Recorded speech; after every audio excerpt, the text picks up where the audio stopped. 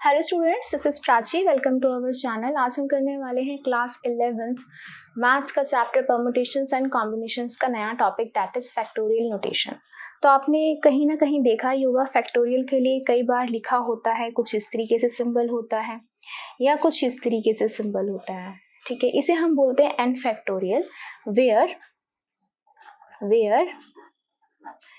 n is some natural number. तो n क्या होता है? कोई एक नेचुरल नंबर होता है। तो इस फैक्टोरियल का क्या मतलब होता है? इस फैक्टोरियल का मतलब ये होता है कि आप इसको ऐसे लिख सकते हैं कि n factorial is equal to n, फिर n से एक पीछे जाओ, फिर n से दो पीछे जाओ, फिर n से तीन पीछे जाओ, ऐसे आप जाते जाते 1 तक पहुंच सकते हैं। ठीक है, तो 1 मतलब नेचुरल नंबर, 0 नहीं लिख सकते because 0 is not included in natural numbers.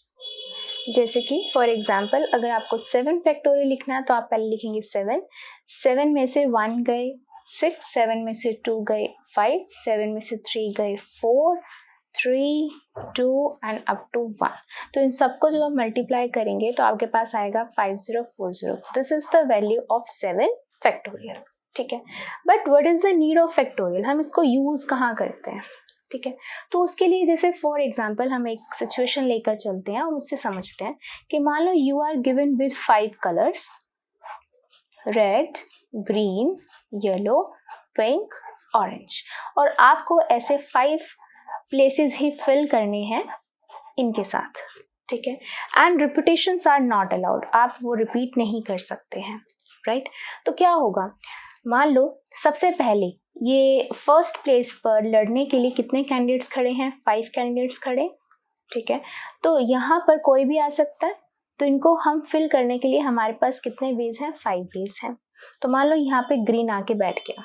ठीक है, अब रिपीटेशन अलाउड नहीं है, तो ग्रीन ने अपनी पोजीशन ले लिया, अब बाकी जो होंगे वो इन पोजीशंस के लिए लड़ेंगे। अब इस सेकेंड पोजीशन के लिए कितने कैंडिडेट खड़े हैं? ग्रीन तो बैठ गया फर्स्ट पे, अब 4 कैंडिडेट्स खड़े हैं, तो इसको फिल करने के लिए हमारे पास कितने वेज हैं? 4 वेज है। मान लो पिंक जीत के बैठ गया। ठीक है, सिमिलरली इसको अब फिल करने के लिए हमारे पास कितने कैंडिडेट्स खड़े हैं? 3, यानी कि इसको फिल करने के लिए 3 वेज है। मान लो ऑरेंज आके बैठ गया। ठीक है, अब यहाँ के लिए कितने कैंडिडेट्स खड़े हैं? 2, तो इसको फिल करने के लिए 2 वेज है। मान लो येलो आके बैठ गया। ठीक है, अब इसको फिल करने के लिए आपके पास सिर्फ 1 वे ही है, दैट मीन्स यहाँ आके सिर्फ रेड बैठेगा। तो according to rule of multiplicity अब इन सबको हम मल्टीप्लाई करेंगे, तो 5 मल्टीप्लाई 4 मल्टीप्लाई 3 मल्टीप्लाई 2 मल्टीप्लाई 1, ये आ जाएगा कि कितने पॉसिबल वेज से हम इसको फिल कर सकते हैं। ठीक है, अब यहाँ तो बहुत सिंपल था, 5 था तो 5 into 4 3 2 1 कर लिया हमने। ऐसे ही अगर मान लो मेरे पास 100 कलर्स होते और उसको ऐसे ही मेरे को 100 तरीके से अरेंज करना होता, तो मैं क्या करती? ऐसे लिखती रहती 100, 99 वेज हैं, फिर 98 वेज हैं, ऐसे लिखते रहती, नहीं ना? तो उसके लिए हम यूज करते 100 फैक्टोरियल। ठीक है, क्यों?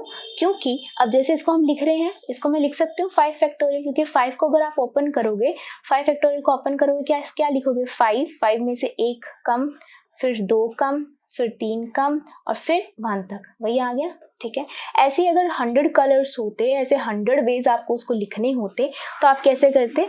100 फैक्टोरियल, यानी कि आपकी जो पेज है वो मैसी ना हो जाए, तो मैथमेटिशियंस ने सोचा कि हम इसको कॉम्पैक्ट फॉर्म में लिख देते हैं। 100 फैक्टोरियल का मतलब ही है कि 100 into 99 into 98 into 97 into 96 and so on up to 1। ठीक है, तो इतना सारा नहीं लिखेंगे, हम डायरेक्ट लिख देंगे 100 फैक्टोरियल। ठीक है, इसी से हम इसको कैसे सॉल्व करते हैं? इसको हम बीच में भी रोक सकते हैं। ठीक है, जैसे कि फॉर एग्जाम्पल मुझे सॉल्व करना है 100 फैक्टोरियल अपॉन में 99 फैक्टोरियल। ठीक है, तो आप क्या कर सकते हो? 100 आगे चलो 99 into 98, ये सब चीजें करने से बेटर क्या है? नीचे 99 फैक्टोरियल, तो आप इसको यहीं पर रोक सकते हो, बीच में भी रोक सकते हो, और नीचे क्या है? 99 फैक्टोरियल है। ठीक है, तो 99 फैक्टोरियल से फैक्टोरियल कैंसिल, कितना बचेगा? 100 आपका क्या आ गया? आंसर। अब इसका मतलब ये नहीं है कि आप 100 से लेकर 99 98 अप टू 1 तक चलोगे, फिर 99 को ओपन करते रहोगे, 99 98 97, फिर हर एक को कैंसिल करोगे, क्या जरूरत है? आप हमेशा बीच में रोक दो, जो नीचे से कैंसिल हो रहा है उसको कैंसिल कर दो। तो आप बीच में भी रोक सकते हैं जहां आपको नीड लगे। इसको और आपको अच्छे से क्लियर होगा जब हम इससे रिलेटेड एग्जांपल्स करेंगे। And one more exceptional case, जैसे कि यहाँ पर क्या होता है, अगर मान लो मुझे कैलकुलेट करनी है 0 फैक्टोरियल की वैल्यू, ठीक है। What is the value of 0 factorial? तो 0 फैक्टोरियल की वैल्यू होती है 1। कैसे? इसका प्रूफ देखिए अब सबसे पहले। तो प्रूफ के लिए अगर मैं 1 फैक्टोरियल को ओपन करूं तो 1 फैक्टोरियल को मैं कैसे ओपन कर सकती हूँ? 1 इंटू 1 माइनस 1, है ना। तो वहीं तक ही 1 तक ही जाते हैं, तो वहीं पर ही रोकना पड़ेगा मुझे। क्लियर है? तो अब 0 से नीचे नेगेटिव तो हम जा नहीं सकते, तो यहाँ पर ही रोकना पड़ेगा। तो ये हो जाएगा 1 इंटू 0 फैक्टोरियल, ठीक है। एंड यहाँ पे क्या है? 1 फैक्टोरियल। 1 फैक्टोरियल की वैल्यू क्या होती है? 1 होती है। क्या होती है? 1 होती है। अब यहाँ पर 1 मल्टीप्लाई का यहाँ के क्या हो जाएगा? डिवाइड का हो जाएगा। तो 1 divide by 1 is equal to 1 which is equal to 0 factorial, ठीक है। आप इसको ऐसे भी समझ सकते हैं कि 1 यहाँ मल्टीप्लाई का है इसके साथ, इसको यहाँ आके डिवाइड का हो जाएगा। या आप ऐसे भी कर सकते हो, दोनों को इक्वेट होने के लिए 0 फैक्टोरियल की वैल्यू क्या आनी चाहिए? 1 आनी चाहिए। तो ये हो गया आपके पास 0 फैक्टोरियल की वैल्यू आ गई आपके पास 1, ठीक है। तो यहाँ से आपको पता होना चाहिए कि 1 फैक्टोरियल इज 1 एंड 0 फैक्टोरियल की भी वैल्यू क्या होती है? 1 होती है, ठीक है। तो इसी से रिलेटेड करते हैं आप कुछ एग्जाम्पल्स। Let's start. तो सबसे पहले एग्जाम्पल की बात करते हैं, इवेल्युएट 5 फैक्टोरियल। तो 5 फैक्टोरियल को आप क्या लिखेंगे? 5 और मल्टीप्लाई तब तक जाते रहेंगे जब तक 1 नहीं आता। 4 मल्टीप्लाई 3 मल्टीप्लाई 2 मल्टीप्लाई 1, तो 5 4s are 20, 20 3s are 60, 60 multiply 2 is 120 answer, ठीक है। Similarly 7 factorial. 7 फैक्टोरियल को आप कैसे करेंगे? 7 मल्टीप्लाई 6 मल्टीप्लाई 5 4 3 2 1। तो अब इन सबको जब हम मल्टीप्लाई करेंगे वी विल गेट 5040, ये हो जाएगा 7 फैक्टोरियल का आंसर। अब नेक्स्ट आता है very interesting, 7 factorial minus 5 factorial. अब इसको करने के ना आपके पास 2 मेथड है। क्या? पहला जो सिंपल मेथड जो अभी तक हम देखते हैं कि 7 फैक्टोरियल को हम ऐसे ओपन कर लेते हैं, 7 मल्टीप्लाई 6 मल्टीप्लाई 5 4 3 2 1, ये हमने 7 फैक्टोरियल को ओपन कर लिया। माइनस 5 फैक्टोरियल को 5 मल्टीप्लाई 4 मल्टीप्लाई 3 मल्टीप्लाई 2 मल्टीप्लाई 1। तो इसको जब हमने सॉल्व किया था ये आया था 5040। जब इसको सॉल्व किया था ये आया था आपके पास 120। जब इन दोनों को हम माइनस करेंगे हमें मिलेगा 4920 आंसर, ठीक है। तो ये तो हो गया बिल्कुल सिंपल मेथड। इसको आप एक और तरीके से भी सॉल्व कर सकते हो। तो इसका दूसरा मेथड क्या है? हम देखो जैसे लिखा है 7 फैक्टोरियल माइनस 5 फैक्टोरियल, इसको एवेल्युएट करना है, ठीक है। तो मैं क्या कर सकती हूँ? 7 मल्टीप्लाई 6 मल्टीप्लाई 5। अब यहाँ पे मैं रोक सकती हूँ 5 फैक्टोरियल को, ठीक है। 5 फैक्टोरियल रोकने का मतलब कि इसको ओपन करेंगे 5 4 3 2 1 आ जाएगा, तो मैं बट यहाँ पे भी रोक सकती हूँ बीच में, है ना।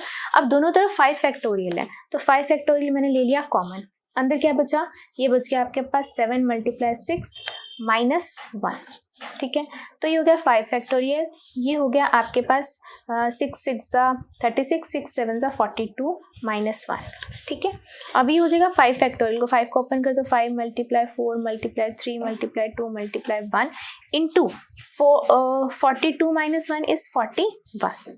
इसको मल्टीप्लाई किया था तो 120 आया था, ये हो गया आपका 41। इसको जब हम मल्टीप्लाई करेंगे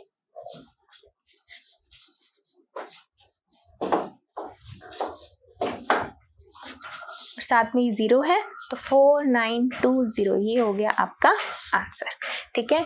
तो अगर आपको ज़्यादा कैलकुलेशन नहीं करनी है, जैसे कि इसको हमने पूरा मल्टीप्लाई किया फिर इसको पूरा मल्टीप्लाई किया देन सॉल्व किया, तो आप ऐसा भी मेथड सॉल्व कर सकते हैं। तो दोनों ही चीज़ें आप ऑप्ट कर सकते हैं, ठीक है।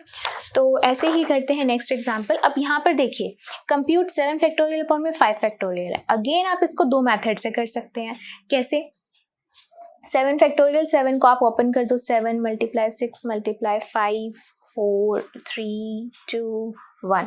डिवाइड में 5 फैक्टोरियल को ओपन कर दो, 5 4 3 2 1। अब 5 से 5 4 से 4 3 2 1 खत्म। 7 6 42 आ गया आपके पास आंसर। ऐसे भी कर सकते हैं, या दूसरी चीज़ मैंने अभी आपको बताई कैसे कि अगर 7 फैक्टोरियल है तो 7 इंटू 6 मल्टीप्लाई बाय 5 पे आप रोक दो, नीचे भी 5 पे आप रोक दो। जो इसको आपने ओपन किया हुआ है उसको आप बिना कैंसलिंग दिखाए आप डायरेक्ट इसको ऐसे कैंसिल करके 7 6 42 आप आंसर ऐसे भी ला सकते हैं। वेरी सिंपल, ठीक है। तो आप दोनों ही चीज़ें ऑप्ट कर सकते हैं जो आपको कंफर्टेबल लगे। नेक्स्ट आता है आपके पास 12 फैक्टोरियल डिवाइड में 10 फैक्टोरियल इंटू 2 फैक्टोरियल। तो अब देखो, अब मैं 12 से लेकर 1 तक जाऊंगी, 12 11 10 9 इतना सब करने की कोई नीड नहीं है। यहाँ पे 10 लिखा है तो आप 10 तक रोक दो, 12 इंटू 10 11 इंटू 10 फैक्टोरियल तक रोक दो। नीचे ऑलरेडी 10 फैक्टोरियल लिखा हुआ है। 2 फैक्टोरियल को क्या लिख सकते हैं, 2 इंटू 1 लिख सकते हैं, कोई दिक्कत नहीं है। 10 फैक्टोरियल से 10 फैक्टोरियल कैंसिल, 2 को इससे कैंसिल कर दिया, 6 को 11 से मल्टीप्लाई 66। तो देखा आपने, बिल्कुल भी एकदम से होश पोश नहीं हुआ, कुछ ज़्यादा कैंसलिंग, ज़्यादा काटा पीटा कुछ नहीं हुआ। जैसे ही हमने देखा नीचे 10 फैक्टोरियल था तो हमने ऊपर को 10 तक ही रोक दिया, इतनी लंबी लाइन नहीं खींची, क्योंकि अगर हम उसको खींचते फिर 10 को भी खींचते, फिर हम जैसे यहाँ पे हमने कैंसिल किया ऐसे हम कैंसिल करते रहते, ठीक है। तो उसकी बजाय आप उसको शॉर्ट में निपटाएं। तो ऐसे ही करते हैं नेक्स्ट एग्जाम्पल।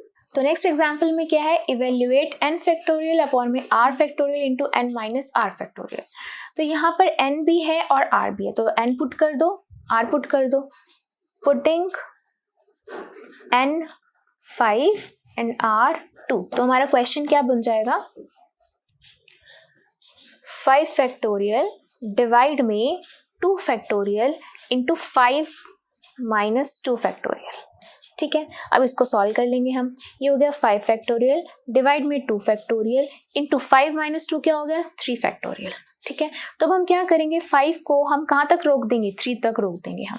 तो 5 मल्टीप्लाई 4 इंटू 3 फैक्टोरियल डिवाइड में 2 फैक्टोरियल को 2 इंटू 1 लिख सकते हैं, 3 फैक्टोरियल एज इट इज रहने दो, ये कैंसिल हो गया, 2 को इससे कैंसिल कर दिया, 5 2 सा 10 आपका आंसर आ गया। अगर कई बच्चों के दिमाग में क्वेश्चन ये आ रहा है कि मैम आपने इसको 3 तक क्यों रोका, 2 तक क्यों नहीं रोक सकते थे, तो यस आप 2 तक भी रोकते तो क्या होता, 2 से 2 कैंसिल हो जाता, 2 फैक्टोरियल से 2 फैक्टोरियल कैंसिल, 3 को फिर आपको ओपन करना पड़ता। तो इसीलिए हम क्या देखते हैं कि डिनोमिनेटर में जितना मैक्सिमम फैक्टोरियल हो तो ऊपर वाले को हम वहीं तक ही लेकर जाते हैं। अगर यहाँ पे 4 फैक्टोरियल होता तो मैं 4 तक रोक देती, अगर यहाँ 5 हो जाता तो 5 से 5 डायरेक्ट हमारा कैंसिल ही हो जाता। तो इस तरीके से हम देखते हैं हमें अपनी कैलकुलेशंस को कैसे इजी बनाना है। ठीक है, सिर्फ इसलिए। चलिए करते हैं नेक्स्ट एग्जांपल। यहाँ एग्जांपल ये थोड़ा इंपॉर्टेंट है, इसको ध्यान से देखेंगे कैसे करना है। ठीक है, यहाँ है 1/8 factorial plus 1/9 factorial is equal to 1x/10 factorial. तो हमें x की वैल्यू फाइंड करनी है। ठीक है, तो अब यहाँ पर देखो, क्या हम यहाँ पे एलसीएम लें, एलसीएम लेंगे, 8 फैक्टोरियल को ओपन करेंगे, 9 को ओपन करेंगे, तो हम अपनी कैलकुलेशंस को ईजियर बनाएंगे। कैसे बनाएंगे, थोड़ा सा हम इसे मैथ्स को हम देखेंगे कि हमें कितना अच्छा मैथ्स आता है, क्या क्या हमारे बेसिक्स क्या है। तो सबसे पहले देखो, हमें x की वैल्यू निकालनी है, x को यहीं छोड़ दो। 10 फैक्टोरियल यहाँ डिवाइड में है, यहाँ पे क्या हो जाएगा, मल्टीप्लाई में, तो ये आ गया 10 फैक्टोरियल। यहाँ क्या आ जाएगा, 1/8 फैक्टोरियल प्लस 1/9 फैक्टोरियल, ये हो गया आपके पास x। ठीक है, अब 10 फैक्टोरियल को अंदर मल्टीप्लाई कर दो, 10 फैक्टोरियल अपॉन में 8 फैक्टोरियल प्लस 10 फैक्टोरियल अपॉन में 9 factorial is equal to x। अब हम 10 को कहाँ तक ओपन करेंगे, 8 तक, तो 10 इंटू 9 इंटू 8 फैक्टोरियल डिवाइड में 8 फैक्टोरियल। यहाँ पे हम कहाँ तक ओपन करेंगे, 9 तक, 10 इंटू 9 फैक्टोरियल डिवाइड में 9 फैक्टोरियल। ठीक है, अब 8 फैक्टोरियल से 8 फैक्टोरियल कैंसिल, ये हो गया आपका 90। 9 फैक्टोरियल से 9 फैक्टोरियल कैंसिल, क्या हो गया आपका 10, तो 90 प्लस 10 ये कितना आ गया आपका 100 आ गया x। तो ये हो गया आपका आंसर। ठीक है, तो देखो हमने अपने बेसिक मैथ्स का यूज़ करके हमने अपना आंसर निकाला है।